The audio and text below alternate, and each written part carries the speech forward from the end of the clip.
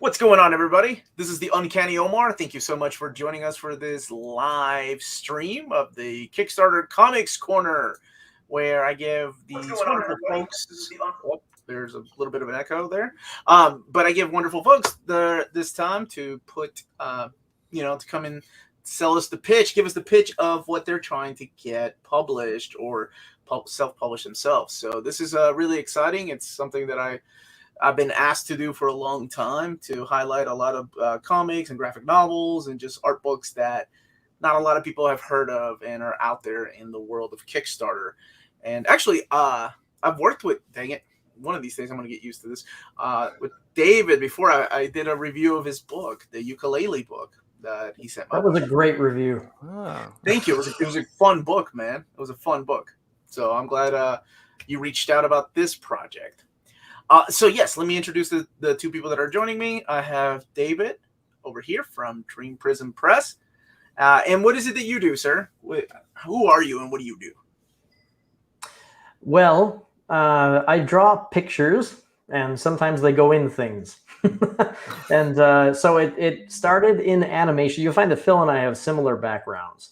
We got started around the same time professionally, and I moved into animation. I started working primarily with Insomnia Games, which is the studio I was at the longest. And I worked with, a fairly large, medium-sized team for game development. And then after that, developed a studio called Dream Prism, and started making books. And I often joke that I left the lucrative game industry for the at the time, not quite so doing well comic industry, which is a really smart move. But it was where the passion was, and really wanted to make something, independent and be able to control what I was doing. And there were a few ways of doing that. One was exactly what I did, for better or worse. And then over time, worked on a few projects, and the one that Omar just discussed was Ukulele and the Cracklestone, which is based on the game series, although it is an original book. And that was published last year independently. And now I'm working on an original series called Dreamside, which is a four-part series. And I'm also working with Phil primarily on kind of helping the wheels turn a little bit. So this is very much Phil's project and Phil's creation. So really our connection is mostly based on just filling in the gaps that can kind of help Phil's project become a little bit more, we'll say, extravagant. Yes. So Kickstarter was a logical direction for that. And having done a Kickstarter campaign, there are a lot of things that I learned, mostly what not to do. And so I'm trying to apply those here. And that's pretty much where we are. And Phil, who are you, sir? And how did all this come about? What are we talking about today? Because I am very excited to talk about Sure. this. So like Dave said, we actually have similar backgrounds. We went to sort of the same school in different states. We both studied animation, and we both want to do our own thing, right? Outside of that 9 to 5. But for the last, almost probably 20 years, I've been a graphic designer. For the last 5 years, I've worked in healthcare doing design work. But I came up with this little project called Hand-Drawn Game Guides about 3 years ago. And it started out pretty simple. I just made a small book on the game Contra for the NES. And from there, I made a Ninja Gaiden one. I made a Zelda one. And now I have a Metroid one coming out. And now we have created this Kickstarter to try and get all these things out to as many people as possible. And like Dave said, he's huge as far as getting just everything moving, because I would just be stuck. Wouldn't have anywhere to go. So that's my intro there for you. Okay. So I assume, based on your background and the physical background that I'm looking at, you're a fan of gaming. Yes, I'm a big fan of games. Yep. Okay. Look at that. See, there it is. See, I mean, wait. Are those box Nintendo games? Yeah, there's a handful of them up there. Yeah. Nice. Okay. What's your favorite game of all time? Oh boy. God, yeah, that's hard. Tough questions is what I do. How about Breath of the Wild? How about that? That's a good one. Go Wow. recent. I'll go recent. Really? Wow. Okay. It's What about you, pretty great. David? Well, the funny thing about Breath of the Wild is that it kind of captured the spirit of the original Zelda. I thought it was like if they had the power of today, then it would be the original Zelda. I kind of feel like Yeah, for sure. I don't know. I used to say I'm a big fan of horror, and I love the Silent Hill series. The second game in particular was a favorite of mine for years. But I also love the more colorful and cartoony stuff, which you might gather from my own work. So yeah, I don't know. I don't really have a favorite. I love too many games. I know that's a pop out answer, but No. It's hard. I always wonder, like game designers and people that draw these type of stories, where they draw from. Like, are they into RPGs? Are they more into side scrollers, action adventure? What kind of games they enjoy more? Yeah. When drawing, do you guys ever do you listen to video game music in the background? Oh yeah. That's basically all I listen to. It's weird. Yeah, I love it. There's nothing wrong with that. My daughter, who is 12 years old, is so addicted to Mega Man. Like, she has the soundtrack memorized for each of them. Like, she knows the Robot Master. She could outdo me now with that stuff because I can't remember. That's awesome. Those games are hard. Yeah, they were so fun though. So I've got right here where I'm pointing. Yeah, wait, hang on. I can do this in the mirror. There we go. I figured out how to use my hands, guys. So right here. Oh, the blue. Big. All right.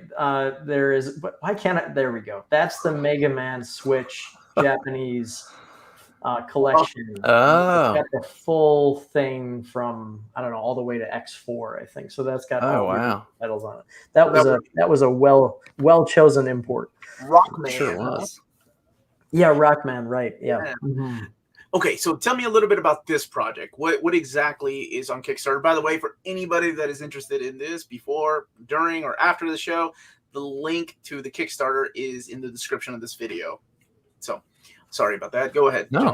What is this about? So the books are literally strategy guides for old NES games, and that's it. That's the pitch. There's new strategy guides for old games. They're all a little different. They all have a bit of a different take. Like the Zelda book is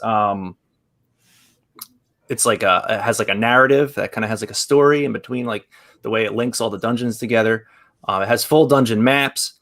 And then in between that, it's almost kind of like it tells you where to go, but it's a little vague, and it's written like as if you're reading like a storybook. And then the new Metroid one that will be coming out soon, that has that actually fits in with this, is more of a comic book. So it kind of begins with this couple-page comic, and then the actual walkthrough has the maps, but along with those maps, it has different panels that kind of tell the story. So it almost feels like you're kind of flipping through this Metroid comic book while you play the game.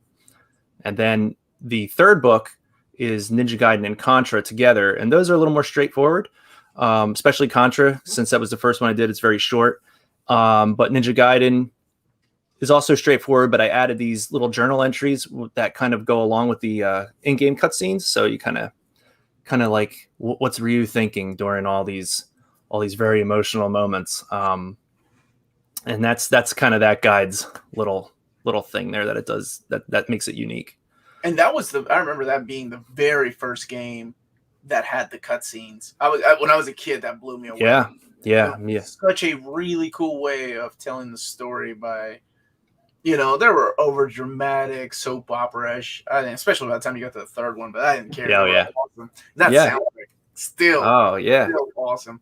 Well, they made you want to get farther, right? Because you wanted to see what happened. So even if you were just so defeated, you had to see that story. You had to keep going. So, you would just play that game over and over because there was no YouTube. You weren't just being able to cheat and just watch the story. So you had to do it. They were well-placed cutscenes, yeah. And man, the difficulty of that third one, especially, golly, that one kicked my butt as a kid. Third one's brutal, mainly just because of those limited continues. I am of the belief that if that game didn't have limited continues, it'd actually be the easiest one, Yeah, absolutely. Because you could just keep trying. You could just keep trying over and over and over again. But in that one, it's like now you're done, and then you don't want to play anymore because you have to start all the way at the beginning, and it kind of crushes your soul a little bit there. Do you have any of the internal artwork that we could share to kind of show people? So I don't have anything. I'm using a different computer. So when you mentioned that we could share stuff, but like here's an old copy of my Zelda book. It usually has a slipcase. I had a matte cover, and I actually drew on a whole bunch of these for the first release. But just to give you an idea, like here's some like character bios, and then what I mean by the story is I'll show you a dungeon. So here's the first dungeon. So you get everything. It shows you all the dungeon, shows you all the bad guys, all the little tips and secrets and all that. But then in between, there's these maps that are a little more like vague, and they're not perfect, right? They're not precise, but they kind of give you this idea. I'm trying to use landmarks within Hyrule to guide you around. So that's the gist of this whole book. It just has all these big bosses, and I tried to cram in everything that I could into that one. I actually have right next to me, because I was using it earlier, if you don't mind. This is the actual original Ninja Gaiden book. When I say I make these in notebooks, like I'm dead serious. This is the book, right? So I'll open it up. Sometimes they're not in order because of the way they are, but like it's literally like this is it. It's in this notebook. Sorry, I have this light just like beaming on me, but it's okay. So here's let me find a good one. So here's like the second stage. So you get the whole layout of the second stage, and then so the way this book works is actually all the stages are in order, and then I have all the little cutscene stuff at the end. I rearrange them afterward in InDesign. But then I have like these little notebook entries where it kind of talks about what's happening in the game at that point in time. So that's a little look at both of them. And yeah, this is the one, like this is the one I actually sat there and it's scanned, and when you read it, this is the one you're reading. Okay, gotcha. You're gonna send me that original, right, Phil?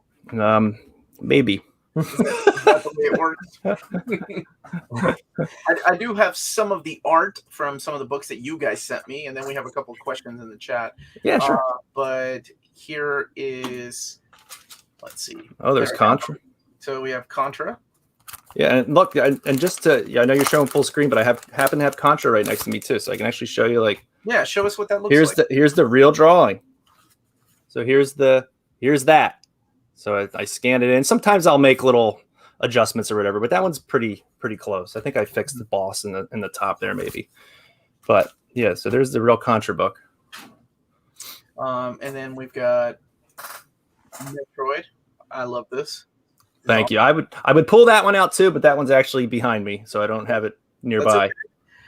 It's really cool to see this because it brings back memories of those game guys long before the internet. I don't know if people remember this. That right there, Omar. The approaching level 1. This comes to a point that I made actually in another hangout that we did. One of the things I love about these guys, I was trying to articulate what for me made them particularly interesting, and you know, in the NES days, you really you didn't have very detailed graphics, and so there was a lot of imagination that had to fill in the gaps.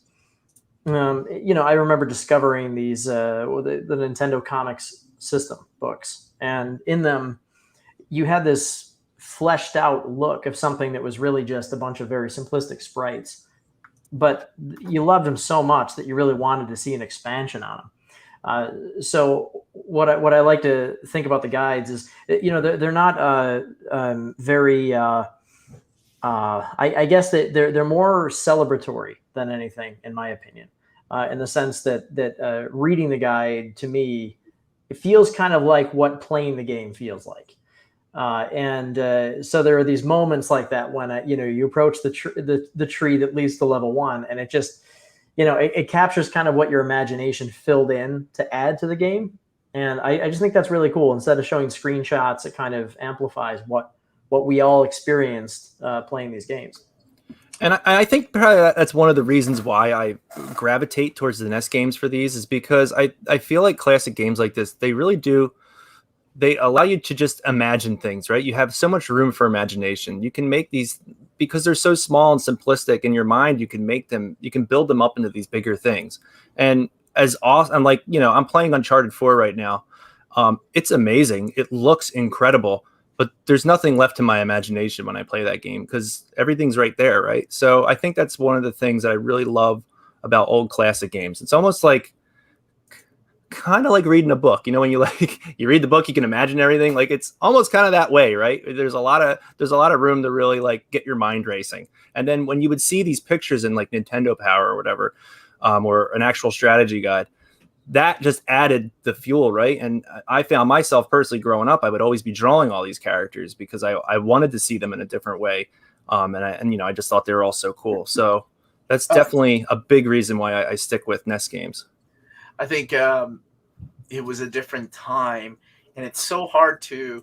I'll go back and highlight a couple more. It's so hard to explain to my kids that yes, graphics weren't really what they are now. You know, you can tell that is definitely a dude in the back with a baseball bat. Back in the day, it was really your imagination kind of filling in those pixelated blanks. You know, you got creative and then you hand drew what these guys look like. I remember it was Final Fantasy 1. I bought it used in 88, or my parents bought it used rather at a yard sale. And I would draw the dudes and they look nothing like Yoshitaka. Not that any pixelation can do any good Yoshitaka mono artwork, but they look nothing like the way they were supposed to look. So it's awesome to see this project. And when you mentioned Nintendo Power and you know the character designs and the way they look in pixels, I always think of the contest Nintendo Power had with make your own video game, and it was Jeffrey Scott Campbell won, the guy that made Gen 13, right? Like phenomenal comic book artist these days. But I remember he won, and it wasn't fair because he was like 16. Yeah, and I think I was just a couple of years younger, and I was so mad that guy could draw so well. And then here we have some dungeons from The Legend of Zelda. And I remember drawing my own maps. Yeah. Drawing my own maps to try to remember where items were, where the weapons were, and where the boss was. Again, before the age of the internet, it's kind of hard to explain. Yeah. So here's, I'm sorry. Go ahead. No, I didn't mean to cut you off. I was going to say, so here's Metroid. This is a good look at like how the Metro, like how this Metroid book works. So I give you a small piece of the map, and that map right there now has objectives assigned to it. And then there's also, so all the objectives, 1, 2, 3, they're the things that you have to hit, the items you have that I want you to get, right? And then there's the other ones where it's A, B, C, and D.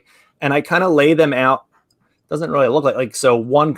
So when you look at the actual comic part here, it's 1, and then the next one's A, and the next one's B, and then on the next page it's 2. So I'm kind of laying them out in an order that I want you to hit them. So your objectives are the things you have to do, and then these other ones, the letters, are the things that are going to pop up and that you're going to see along your way. And that's how the entire walkthrough works that way.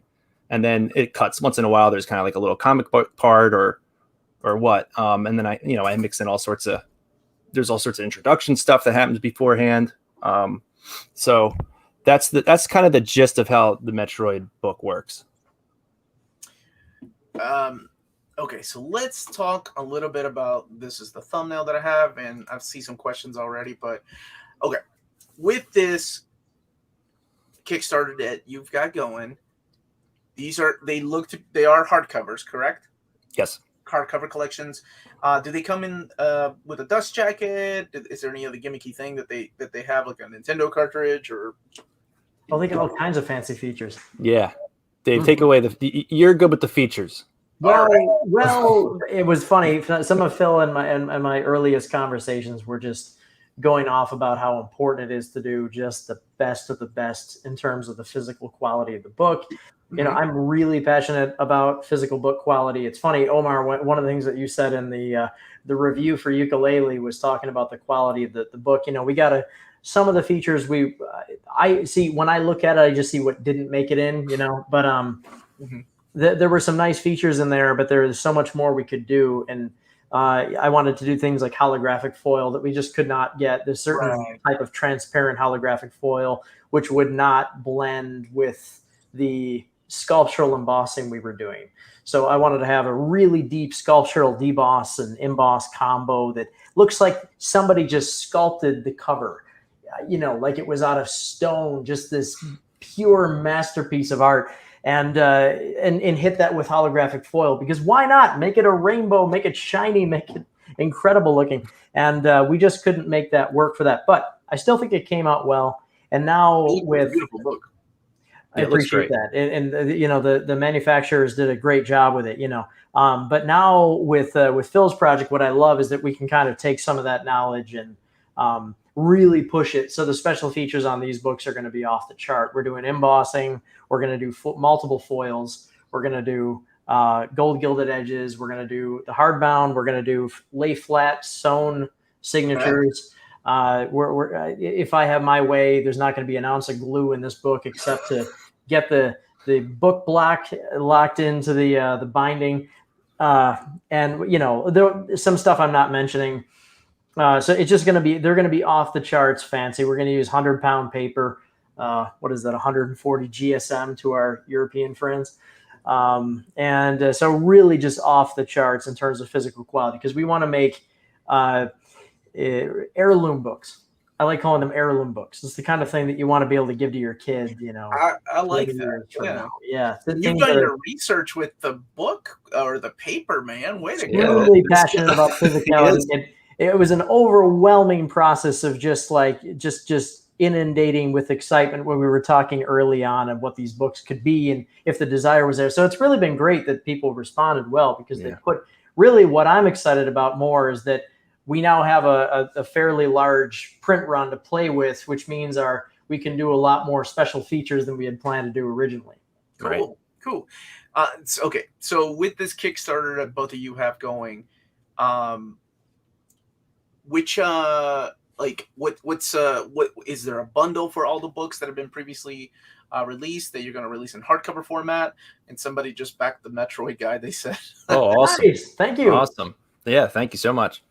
Is there a bundle deal for all three? Like, what kind of tiers are we talking here? Yeah, so we really wanted to keep it as simple as possible, since there's 3 big products here. So if you want, you can just buy one of the books. Like the person watching the stream just picked up Metroid, so they paid $25 for that plus shipping. And then there is a bundle tier where you get all 3 of them for a bit of a discount. So it's $75 or $65 for the 3 of them.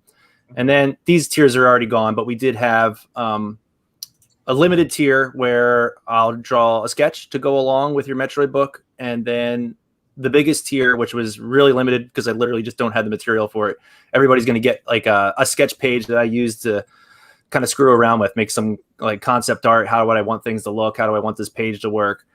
So there's 50 of those. They got gobbled up pretty quick, and they also get the sketch. So really for right now, whatever book you want, or all 3.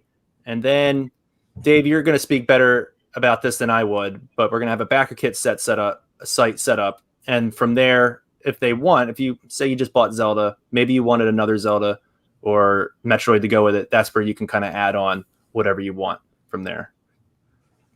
Right. Yeah. It breaks it up into, as Phil said, into a simplistic form. What's really exciting about this, and the logic behind doing the bundle and also just redefining these books as these hardcovers, is that it sets a blueprint going forward. These are going to be highly collectible. They're going to be, whether Phil knows it or not, he's going to do 40 of these, and it's just going to be this long running thing. And you're going to want book 40 to match book 1. And so, our idea behind it was to make sure it fits on the shelf. It looks good. It's like you guys know collectors really well. Well, I like to collect books, and it is. I'm a little obsessive with that sort of thing. So it's nice if the books are the same size and they have the same, the logos are in the same place, and it just creates a visual language. One thing that bothers me is when you have these kinds of long running series and there's too much variation. You have 3 or 4 of the books will be the same, and then book 5 will suddenly be different, and so on. So having that kind of the ability to just kind of restart and get everything that's been done, I think was something that Phil's fan base wanted. Something to be able to go back and say, hey, look, we missed out on the original run of Ninja Gaiden Contra, right? But now we can get an even cooler version that's going to be hardbound. It's going to be a really strong collectible. And, that's something that I think people want, just to be able to just get everything, get it all up to date. And now where we go in the future becomes its own thing, and hopefully will visually match. As long as Phil doesn't, get rid of me, well, I'll do everything I can to make sure it matches. Sorry, on the channel, it's been an ongoing thing about the marble spines being changed. What are they using? Glue? Is it just glued crap spines? Because those really drive me nuts. No. It's not the build of the books. It's the actual design on the font of the spines. So they're changing the Silver Age and Bronze Age. And I really thought I was going to go one day without having to hear about the spine changes. Yeah, well, it's related. The chat. Sorry, yeah. But I get it. So yeah, man, I was hoping you would send me that picture, because there's this kick-ass picture of Ryu that you drew using the Nimpo arts, like doing the windmill and throwing star. That one is freaking awesome. I got it right here. You got it. Yeah. There you go. There it is. That's the original one. Such an awesome picture. There it is. That's great. Thank you. I had fun with that one. This was one I really was just like, oh, this is cool. I'm getting into this. that was a fun one. I love this concept. So, of course, we got some questions, and this is one that I thought about too. Are you worried about Nintendo copyright issues? Yep. Yeah, of course. I mean, yeah. But look, we made it this far. I've seen other successful Kickstarters run into trouble much earlier on, and I tried to learn from those, and it seems to have worked so far. Mm-hmm. So yeah, I have a couple of thoughts on that. I'll keep it brief, but basically, it's the problem with any sort of. There are so many categories of legal protections for various developments like this, and the ukulele project, for example, had a very complicated contract. It was like, I think I whittled it down from 38 pages to 24, dealing with all this. It cost me thousands of dollars. I had to hire an attorney, an IP attorney, which is very expensive. And, the end result is that I had a piece of paper that was 24. Well, I had 24 pieces of paper. And the end result was still a total lack of confidence, because here's the honest truth. It doesn't really protect you. We're not going to stand up against a large company, right. And if it becomes a problem, then we address the issues and we move forward. And if we can't move forward, then we roll into something else. It's just the way it goes. Yeah. But this is essentially a history book about games. It's celebrating what we loved about them. And if we were to develop a history book and say, this is the history, this is our thought and take on Zelda, or a review of Zelda, I don't think anybody would bat an eye on that. So similar to that, and the bottom line is it's just going to be grayer. We cannot get an answer from every lawyer. Will disagree on whether or not whether or not this can move forward. So this is one of those cases where I think we just decided to just give it a try and see what comes out of it. I'm just going to go out and say this. Growing up, 80s and 90s, if you ever bought anything called the Unofficial Strategy Guide to So-and-so video game, more than likely there was no talk between the people that published that book and the people that made the game. Yeah.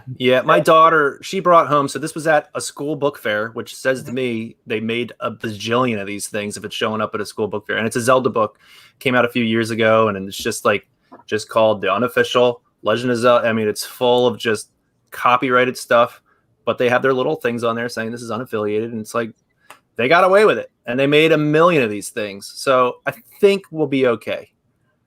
Yeah. I mean, it's one of these things that one of my co-hosts on the show, on the other show that we do, he's a copyright lawyer, and this is something that we've talked about. Oh, you should bring him on. Yeah, we should. I should have had him. We should have. No, then he would have been like, guys, this is a bad idea. Well, Bring I him on mean, now. It was a You could- hangout / legal consultation meeting. I mean, you can give us his email address at least. Dan is a joy to hang out with, though. But we talked about this from the comic books world, because you go to convention and every convention has an artist alley these days. You have smaller known artists that are either local or, drove 30 minutes to get to this convention, and usually they're drawing copyrighted material. Like they're drawing Marvel characters, drawing Disney characters, they're drawing anime characters. So it was one of those things that he talked about. He was like, it's not like, there's a difference between something like that, and then having a giant manufacturing company building toys with Disney characters and selling them overseas for half the cost. Those people are making money. Like he was like, there's nobody that's coming after them, is what he was saying. Yeah. Well, when I talked to Phil originally about this, I said, there's a difference between there's a legal concern and there's an ethics concern, really. And they're really separate conversations, because you have to go through and figure out what would be a problem and legally, and then what would be a problem. I don't know, is that ethics or morals? Look, if anything, go and kickstart it now. These could be like the most rarest books in your collection. Yeah, right. But like we said before, it's if Phil slightly altered what's in these books to be a book about the Legend of Zelda,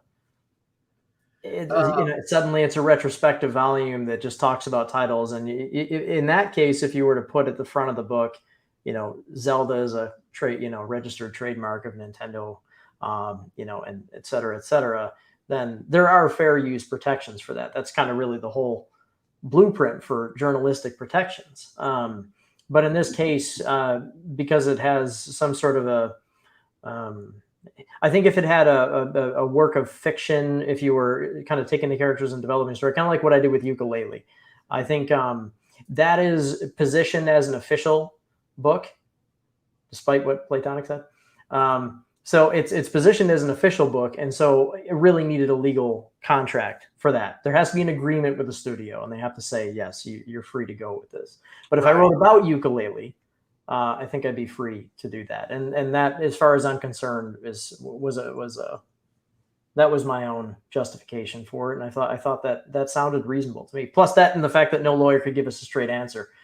It's a touchy thing. Without, like, I don't think most lawyers are going to go out and seek after this, especially if it's a big company. Like you said, if it's Nintendo, then what are you going to do? Like, there's nothing really you can do but release a book and give them out to the people, and now they have these super collector's items that can't be reprinted. Yeah, right. So buy it now before Nintendo shuts it down. Is this book strictly a walkthrough guide, or if you're not familiar with Zelda, for example, could you buy it to read it and enjoy the art?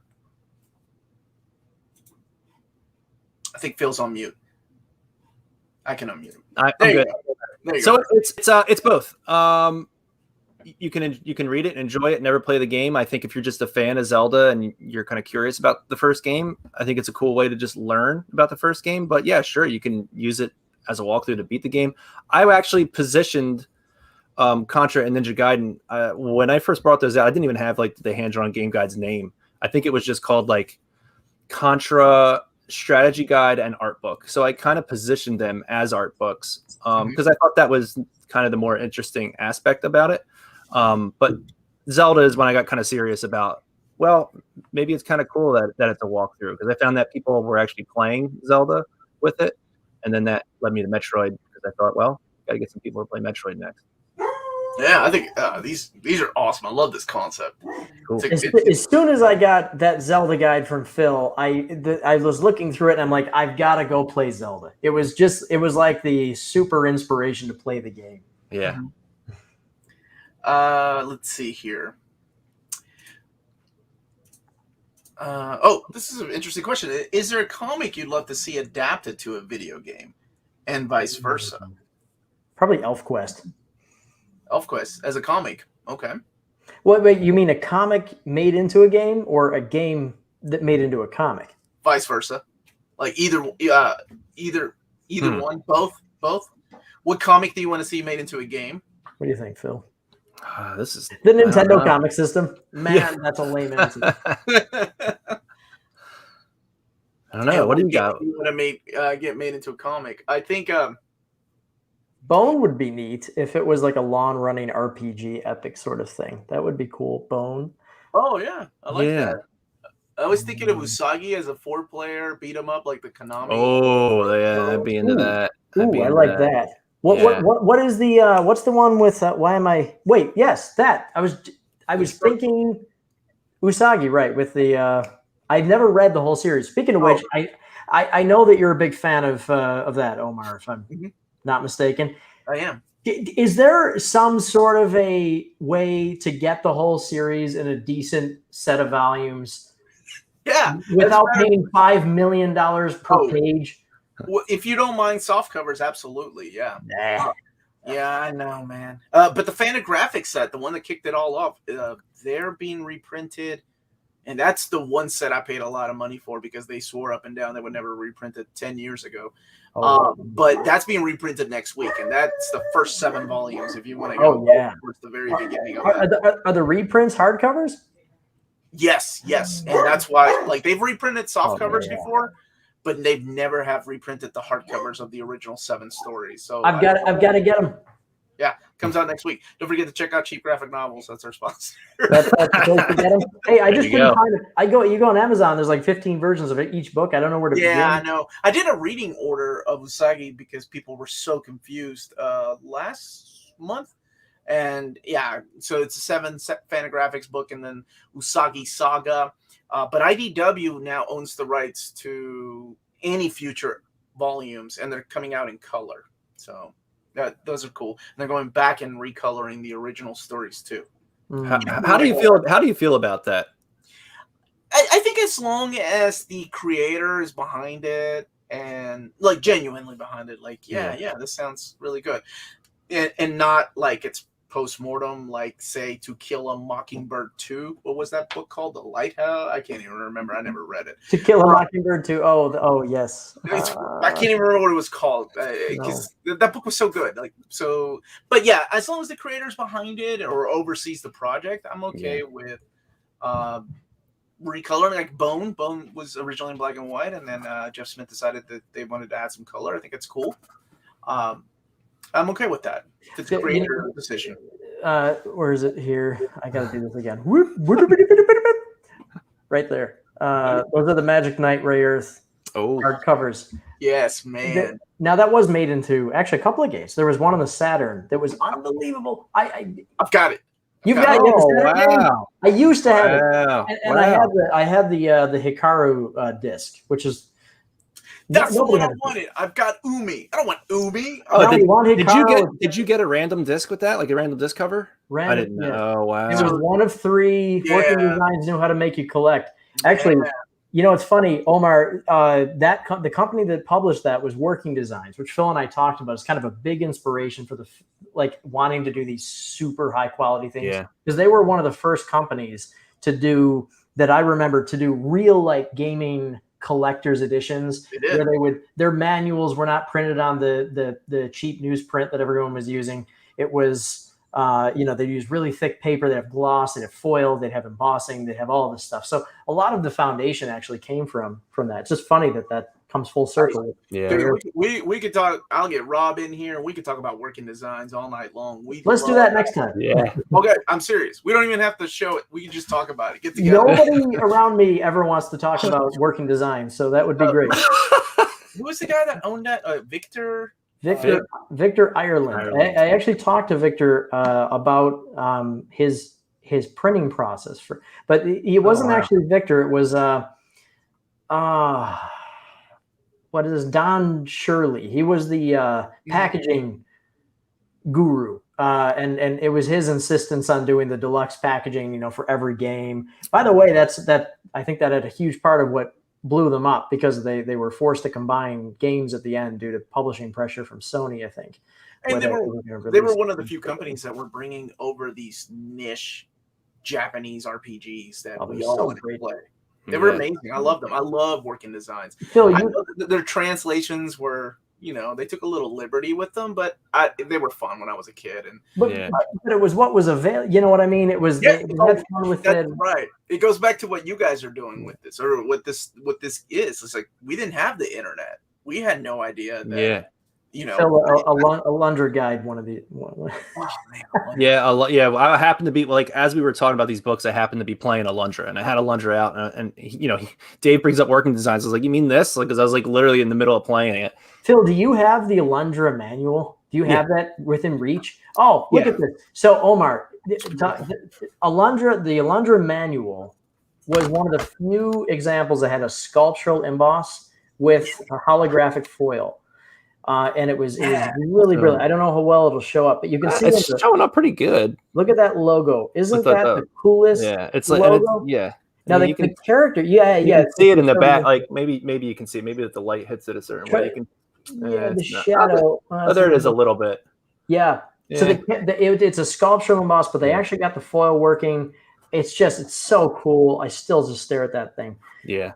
So we're gonna have that on the covers of our books. You guys brought back a lot of memories. Dude, I used to work at KB Toys. $15 I got this for. What a steal. What a steal. What a steal. What a great find, dude. What a great find. I wish when I doing YouTube full time and making my channel collected editions, it takes a lot of time to read, and I wish I had time to play old school RPGs like that. They're so long. Yeah, I know, but I can't devote 50 hours to a certain one. I get it. I didn't play them for years, and it's funny. Then as my kids were getting older, they kind of started becoming interested in Zelda. So I started playing some old role playing games with them. So we played Mario RPG, Chrono Trigger, all the Zeldas, and then before you know it, I started just playing RPGs again. I just this year I played through Final Fantasy Tactics for the first time. Oh, good game. It was. I loved it. It was definitely difficult and almost defeated me several times, but in the end, I loved it. And as soon as you get Thunder God Sid, it's over. You don't need to do anything. In that game. It's true. It was easy mode at that point. But you know what? After everything I'd been through, I didn't care. And then before that, I just played Final Fantasy 2 for Super Nintendo, so 4. And that was great. That was so great to play again. Oh my god! Did you get all the way through it? Mm-hmm. Yeah. Loved it. Oh my god, that one is one of my favorite ones. I mean, before 6, that was my favorite Final Fantasy. Oh yeah. Not that we had a lot of choices. We only had 3 in America. Right. All the time before 7 just kind of broke. I kind of like that we got 2 as R2 because you didn't understand that you missed 2 of these other games. So that leap you had from 1 to 2, it was just so huge. It was amazing. So I actually kind of didn't mind that we lost out on those. No one has the time. That's right. That's the way it is, man. That's my definition of adulthood. Buying a crap load of video games that I never have the time to play. Yep. No, you do it. You play them with your kids. It's an excuse. My kids are I got them a Switch, and they were into retro gaming for a while. My youngest daughter loves old school arcade games. We have a MAME emulator upstairs, and she loves going through games I've never even heard of, Panel to Pawn, all these puzzle games. Oh, cool! Yeah, that's a great one. I was what the heck is this? She loves City Connection and Excite Bike. Oh man, really? That's great. I swear, dude. She knows all these little tidbits about City Connection. Do you know that this is a classic song? She's 9 years old. I'm no, what are you talking about? Man, that's awesome though. What's so good that she's into that?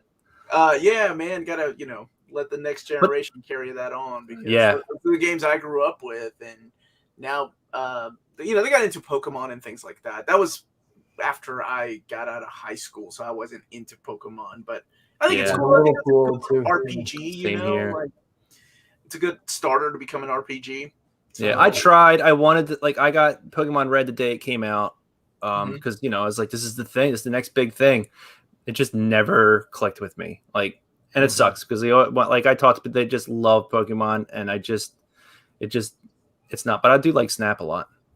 So My wife was crazy about Pokemon. It was. I had the same experience. I really love story-based RPGs that really take me into a well-conceived world. But Pokemon was seemingly so focused on the monster collecting that it kind of, I don't know, it just never interested me as a kid. I think, didn't they come out? What did they come out, like 94? I was working at Walmart when that came out. So the 96 first or one, 7. 97 was the first one, because I remember Okay. opening it up and like having the stand, and I was like, "This is stupid. This is like Tamagotchi. This isn't gonna work." It just blew It up. worked. Oh, it worked. Yeah, it worked a little too. It worked. Yeah. I wish I could have bought some stock in that. Will you be doing any hand-drawn game guides for PC games like Oregon Trail, Wow. Doom 1993, Duke Nukem 3D, etc.? Ooh, Doom, that would be fun. It would be awesome. Probably not. Just another reason I'm sticking with NES games is because they're really short. So I like that the game is nice. Oregon Trail would actually be pretty awesome. I actually have a copy of that above my head. Don't distract him. So this was here. A quick. Can I do a quick aside? This is the same copy I used to play in grade school. My grade school shut down. You stole your copy from grade school? I did. So the grade school shut down, and then the one day, my dad was able to get something in there, and I was just like, "Can I just look around the school?" And he's like, "Yeah, who cares?" And I went into the old library, and I saw this, and I was just like, I'm preserving this would be in a dumpster if I didn't take it. So I have our copy that we used to play in grade school. A weird aside, but anyway, I like the NES games because they're short. Although, I mean, I know Zelda in theory is not that short, but if you compare Zelda to the amount of maps that's in like a Doom game, that's a lot. That's a lot. So you like them shorter because it's easier just to get through, and you can pump out so much more then. Yeah, and it's just so like it's hard, like it's difficult. It's difficult to take a game like Zelda and figure out how to break it down and draw that whole game. So maybe as I get better at it and more efficient, I could see doing some longer games. But so then I guess this goes for Resident Evil as well. Oh boy. Yeah. Well, There was a Capcom game though. What was it called on the Nintendo? That was kind of like the predecessor to Resident Evil. Yeah. What's it called? The scissors guy. No. That's the Clock Tower thing. Clock Tower, yeah. There was a Capcom game that released on the Nintendo that was kind of like Resident Evil. It's killing me that I can't. Something House. Yeah, it's killing me that I can't think of it. House. It was anyway. You could go Sweet Home. Sweet Home. That's it. There we go. That's it.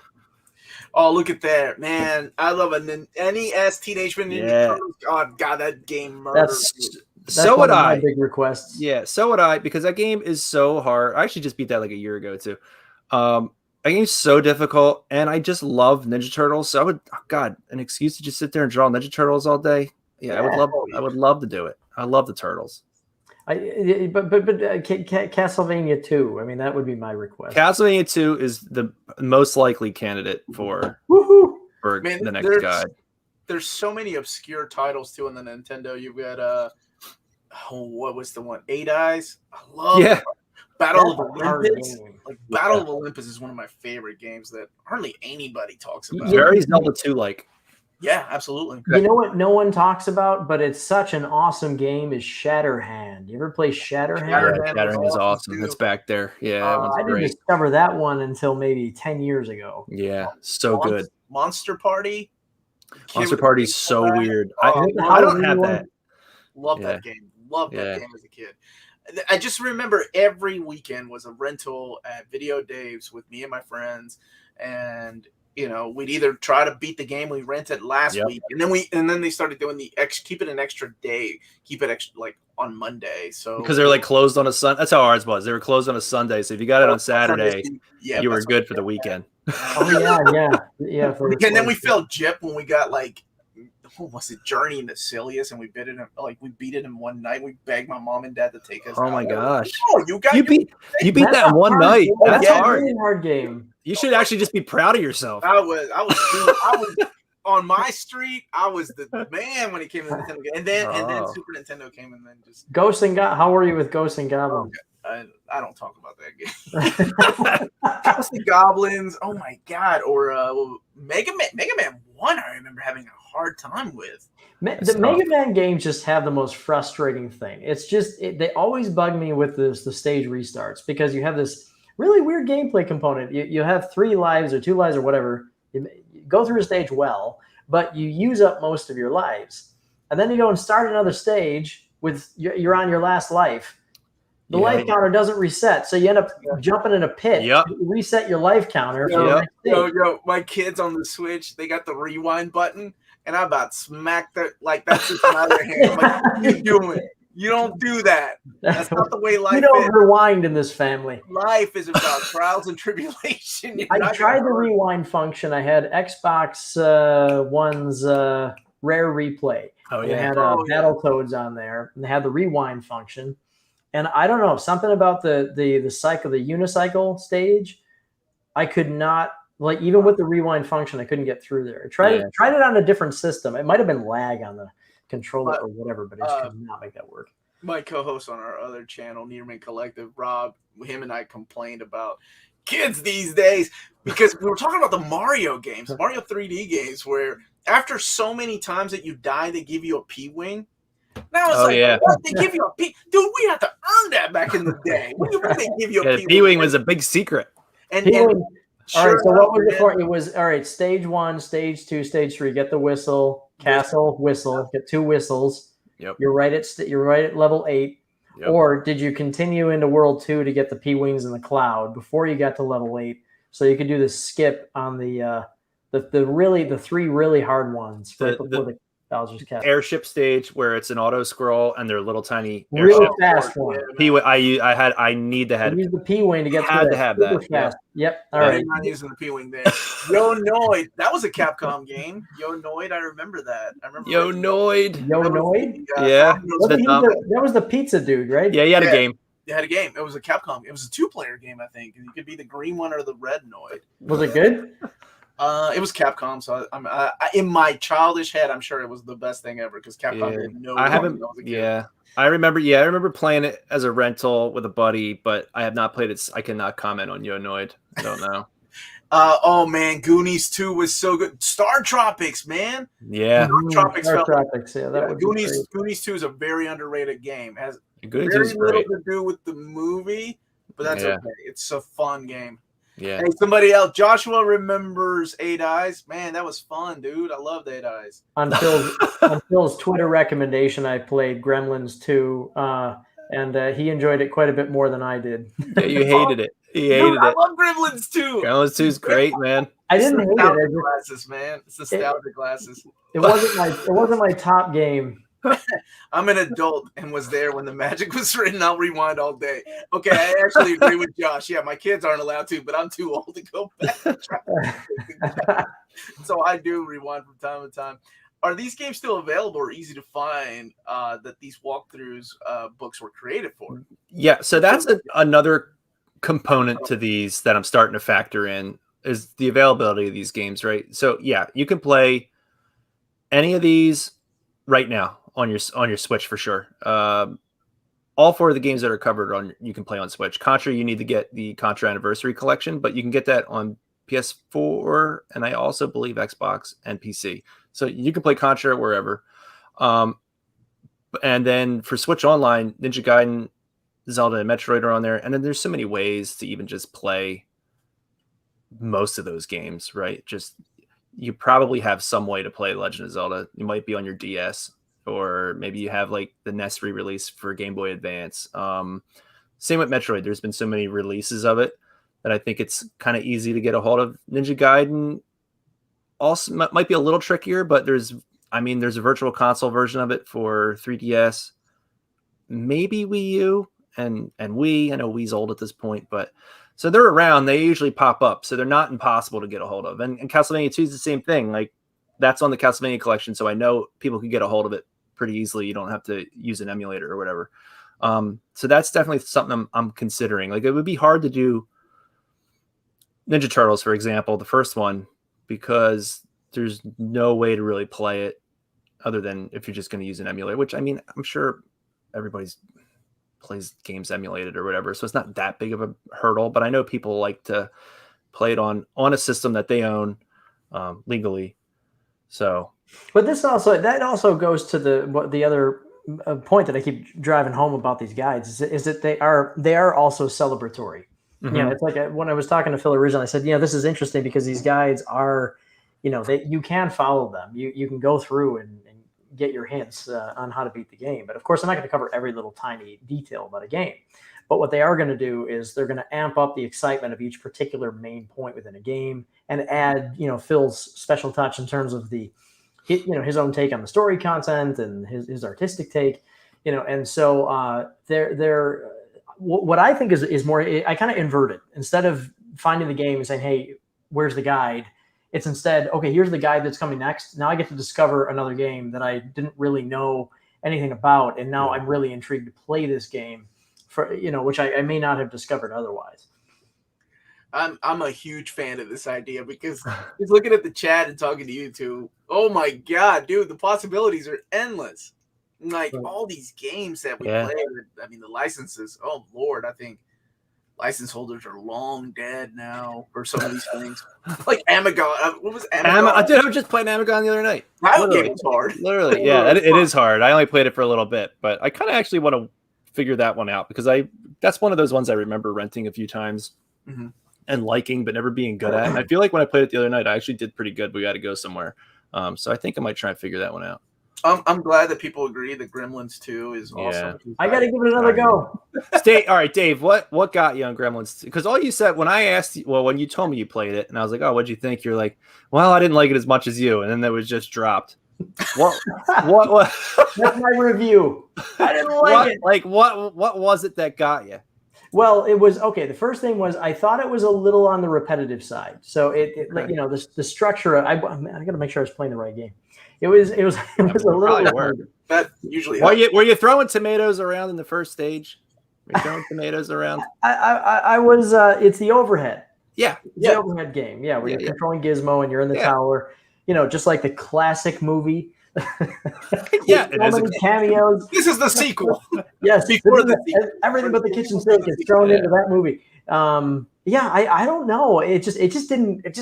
I feel like it has a really interesting and addictive challenge aspect to it. I feel like it's one of those games I could go back to, not happily, but like I'll go back to be like, all right, you know what, this next level, it might have kicked my butt before, but let's give it another go. I can see it being one of those types of games.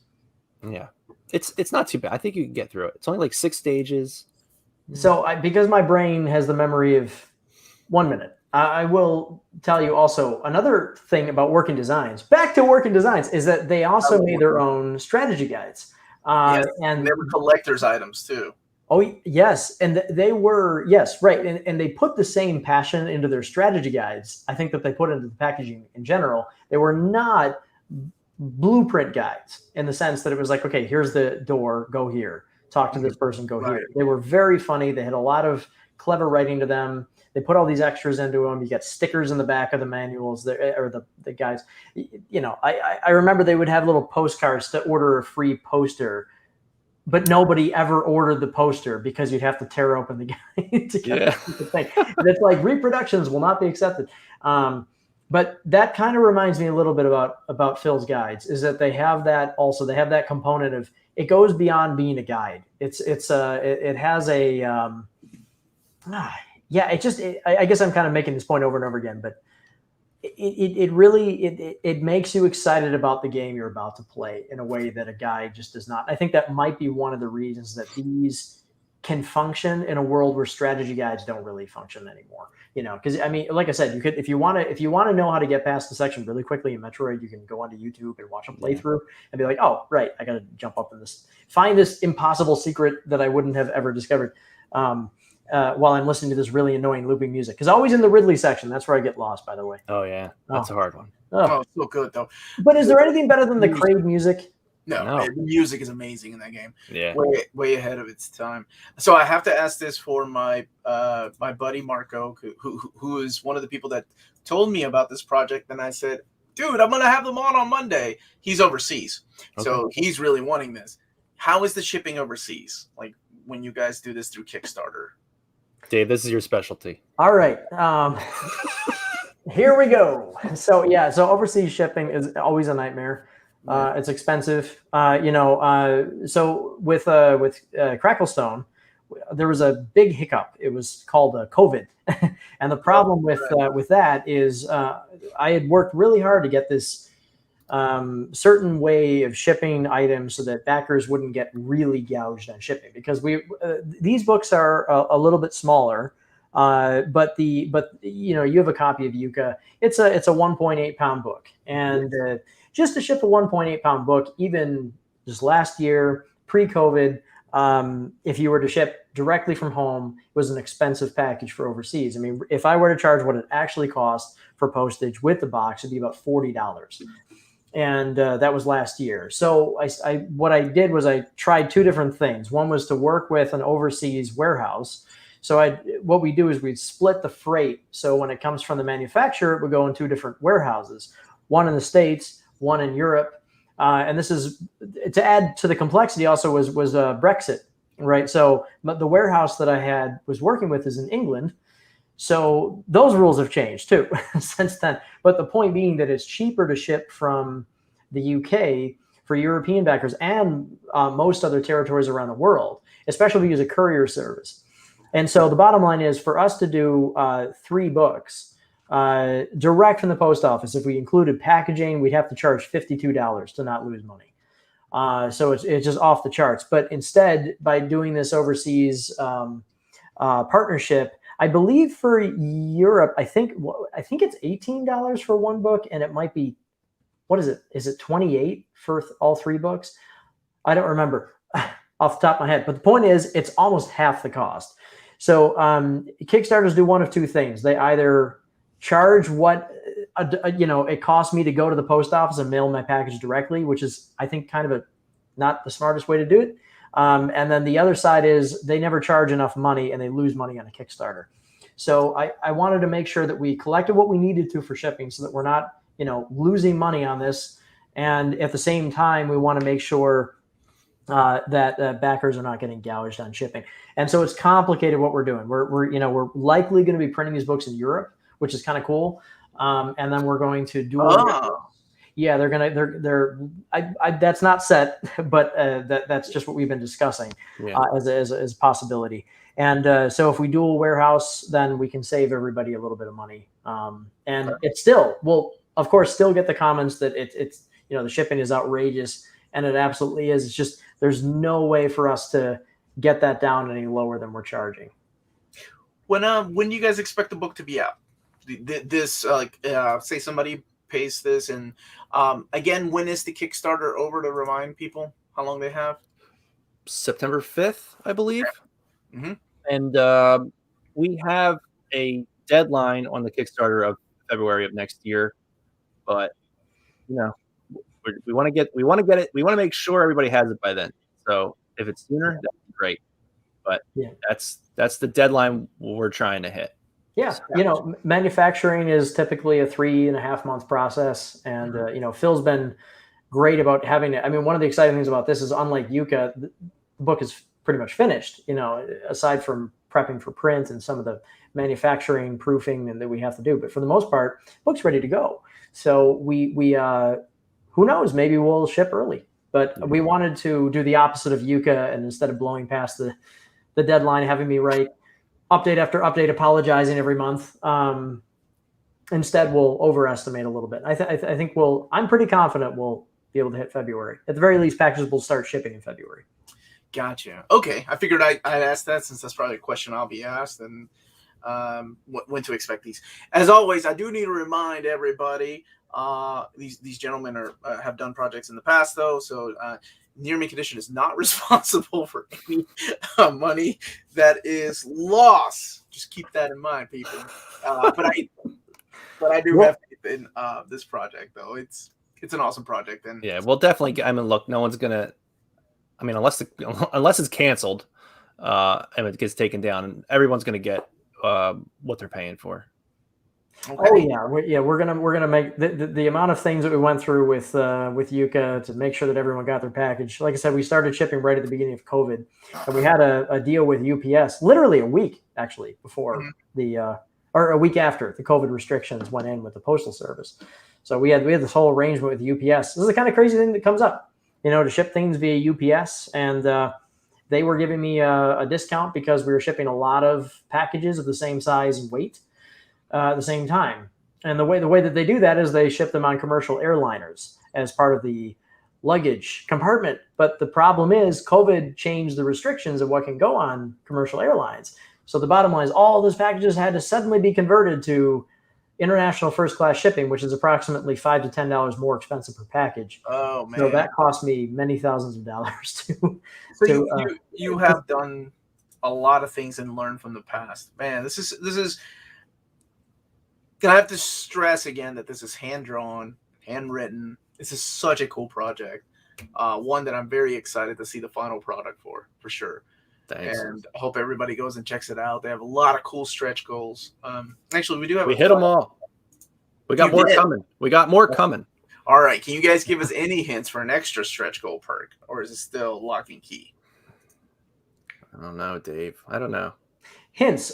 There's more coming. It's what I would say is here's a hint. It's like 10 times cooler what we already have. Wow. Yeah. Look, all right. Do the math on that. And the other thing is the thing with the stretch goals that was really important to us was everything that was hit, we wanted to make every order better. Every book got better, right? So if you just got the $25 book and we hit all these stretch goals, your book's going to be cooler. So we're still trying to keep that mindset going into the next ones that we're going to present on Friday.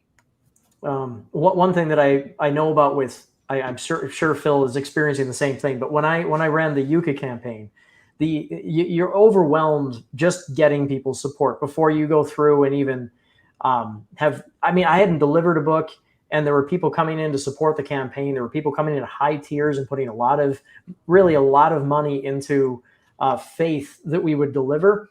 And it's an overwhelming experience to get that kind of support. It's a little different from working with a publisher where you kind of have a certain blueprint of how you operate, but it's different when you're doing something independently and you go and people just put their faith into you. And so I can't really emphasize enough how much we are extremely thankful to backers, how much we care about backers, and how far we will go out of our way to make sure backers absolutely feel like they paid half of what they should have when they get this stuff. Because the books, the quality, you don't know what you're getting with the physical quality of the books. You're going to be very surprised. These are not crap books. They're going to be, like I said, they're heirloom quality books. I love that. Heirloom quality books. Heirloom quality books. It's something that you're going to want 25 years from now. You're going to want to share with your kid, or I don't know where everyone is age-wise, but your grandkid, okay, but you want to keep these books around. They're going to look amazing on your shelf. And so I'm just so excited because I get to test all of my crazy ideas for special features. If Phil doesn't, say, all right, Dave, they'll be covered in confetti, but just we'll do some pretty crazy stuff. They'll be very, very attractive books. Yeah. They do see the chat. Yes. And the stream has been going for an hour. Thank you for it's been a lot of fun. I genuinely had a lot of fun talking to David and Phil. We just reminiscing about the things we grew up with, the same things, and it's really cool to see them take that passion and go this route. It's really, really cool to me. I'm going to be sharing this, of course, with some of my friends that are huge into video games, and awesome. Hopefully get this stuff really. I mean, you guys, your Kickstarter is kicking all kinds. Yeah, I mean, look, I can't ask for anything more, right? You can always ask for more. Yes, I just mean it did so good, right? Like it did beyond what we expected. So everything at this point is just, it's just amazing. Like like Dave said, it hasn't hit me yet, right? Like it's been a crazy 2 weeks. Well, really just 1 week. It's been a crazy just week. Love it. Love hearing that, man. I love it. I think it's an awesome Kickstarter and one that I'm looking forward to seeing these books physically. They look amazing. But at this time, I do want to thank you guys for joining us today, for answering all the questions. Looks like it's a big successful Kickstarter. Everybody go and check it out. We have a link in the description of the video. Show these guys some love. And yeah, anything else you guys want to add before we end? Dave, you got anything? Sure.